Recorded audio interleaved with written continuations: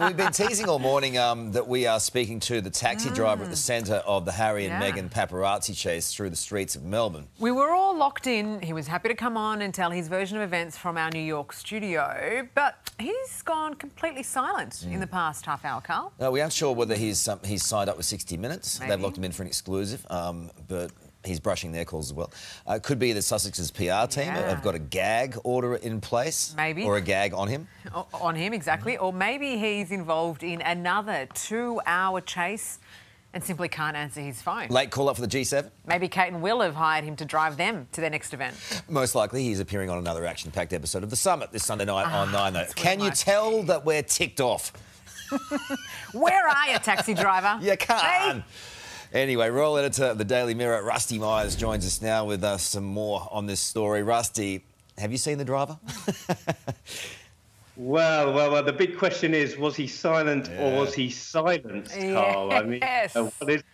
I mean, listen, this is still bubbling under this story. We've heard from the taxi driver, although you haven't, unfortunately, but he has been speaking and said that, it all seems a bit dramatic, I think. And once we've scratched the surface of this story, I think that Harry and Meghan might be a little bit disappointed on what's landed on the newsstands over the last 24 hours. Because, it was all full of high drama, very emotive language. So we chased through the streets of New York, a 2-hour car chase, very chaotic.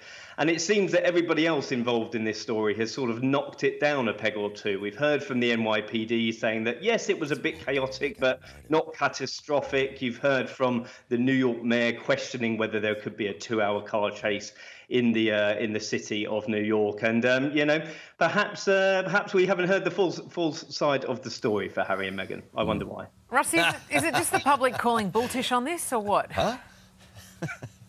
Well, listen, I'm not too sure. I'm sure it was a little bit scary for them. Harry has said in the past that he doesn't like photographers being around him, the flashing cameras, the snapping of the shutters and whatnot. But we have heard just recently from the former head of the Royal Security, a chap called Di Davies, who I've worked with many a time, and he said, at the very least, he can't believe that they were put in a taxi cab, removed from their 4x4, put into another car after being taken to the police station. So I think all round this is a bit of a mess. I mean, another report said Harry and Meghan were up till 1:30 in the morning checking the news websites to see what pictures had been used. I mean, like I said, I think they might be a bit disappointed about how this has landed, to be honest. This is what happens, though, Rusty, don't you reckon, when you try and make up a narrative? And obviously they're filming inside the cab as well. It's going to be part of the documentary. All of that, I think, to the public makes us feel a little bit squirmy. What about the UK public? Well, you know what? It's difficult to judge how they saw this planning out, because when you're using such emotive language like this, like chaotic car chase, 2 hours, I mean, just the very thought of that makes you think that this wasn't all it seemed. Certainly the Sussex's spokespeople have been briefing to the friendly media saying that they felt very, very uncomfortable. We'll have to take that on face value. But when such people such as New York Mayor, the NYPD, the former head of the Royal Security have all poured cold water on this, it seems a bit of a mess. So perhaps they might wish that they hadn't said much at all. Yeah, might be a bit of regret there. Hey, what about Princess Kate? It's business as usual for her. She's appeared at a charity event for mental health. Well, listen, it's a tale of two families, isn't it? You've got Harry and Meghan on one side of the pond going to accept awards in New York and the glitz and the glamour. And then we have, Kate and William sort of rolling up their sleeves. I don't think they've got much choice but to do that, but their PR is working a masterstroke at the moment, isn't it? They are carrying a heavy burden on their shoulders, and they might just get on with the job because it's the other side are doing a pretty good job of messing up themselves. She looks always so beautiful, as well as doing all this charity work. Elegant. That atonement coloured dress today. Yeah, that emerald green. Yeah, it's beautiful. And also when you're doing charity work like that and you're out there every day, I mean, it writes itself, doesn't it? Mm-hmm. Good on you, Rusty. What are you doing this weekend? Cheers, mate.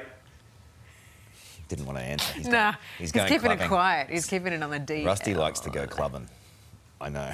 Oh, I'm not too sure about that. I'm getting some sleep. Thank you, buddy. Well earned. Love your work. Thanks, Rusty. And Princess Kate didn't let the headlines about Harry and Meghan distract her from her work today. She spoke with experts about the latest research in mental health and chatted to students about their work tackling anxiety. I've had the most inspiring morning with the Anna Freud Centre discussing all things mental health. It is so important that we all talk about our feelings and emotions, the good ones and the more difficult ones too, because we all have them. She's marking Mental Health Awareness Week over in the UK. Taking it all in, Alex. I am. No, she's doing well. She's in good nick. She's coming to her own. It's good to see. She's in good nick. No, you know what I mean? That's so Australian. It's so Australian. As fit as a fiddle, that one. She is. It's good to see. Well done, her. All right, it's a story we've been talking about now for nearly 24 hours, that near-catastrophic car chase making headlines around the world. But there are now a number of conflicting reports over Harry and Meghan's reported pursuit. The paparazzi company has hit back, saying the photographers had no intention of causing distress. This statement is, of course, at odds with the Sussexes, who we heard recently saying the ordeal was highly aggressive. And the palace, once again, has refused to respond. In fact, Kate just went straight back to work, chatting to students about mental health. And then just hours ago, the cab driver at the centre of the pursuit was meant to speak to the Today Show this morning, but he went underground. What happened? We don't know. Yeah, we'll find out hopefully a bit later. But let's bring in Royal Editor at the Daily Mirror, Russell Myers in East Sussex. Russ, what is going on? Can you shed any light on this? Well, good morning to both of you. Well, I mean, if we didn't think that all was not what it seemed at first, well, we definitely are in the mud now, because first of all, obviously, the Sussex released this statement, lots of high drama, high emotive language used, near catastrophic car chase, 2 hours across the streets of central New York City, having to go and decamp in a police station, swap into a taxi cab. Then we saw some footage emerge some hours later of several paparazzi surrounding this yellow taxi cab in the States, but in New York. But was it really the catastrophic or near catastrophic disaster that we were being fed from the Sussex's spokesperson? It seems not, because in the last few hours we've heard from the NYPD. They said obviously it was a bit chaotic, it wasn't necessarily that comfortable, but not necessarily the big sort of danger scenario that the Sussexes had played out. The New York mayor obviously poured cold water on the Sussex's claim, said, really, is it pretty impossible to have a 2-hour car chase through the city at that time or at any time? It all is not what it seems. And I think that, unfortunately for Harry and Meghan, it might have been a bit of an uncomfortable situation, but maybe they've over-egged the pudding on this one. Well, something tells me that the taxi driver is about to be paid for a lot of money for his side of the story. Now, just getting quickly, a big tip. Yeah, Princess Kate didn't let the headlines worry her. She went straight back to work. Well, she did. And again, mental health is a real cornerstone of Kate and William's work, and used to be Harry's work. Let's not forget he was one of the three pillars of this work when they all started out, over 10 years ago. However, very, very much back to work for Kate and William this week. We saw them at a garden party last week. They have an awful lot on their shoulders, don't they? I mean, it's like chalk and cheese at the moment, with the Sussexes causing eruptions across the pond, and William and Kate having to roll their sleeves up and get on with it. I don't suppose they have much option now that this slimmed down monarchy is in force. But back to business for Kate and William, and certainly they look good doing it. Yeah, they need to stay hydrated. They've got a lot of work ahead of them, those two. All right, Russ, we'll leave it there. Thanks, mate. Russ.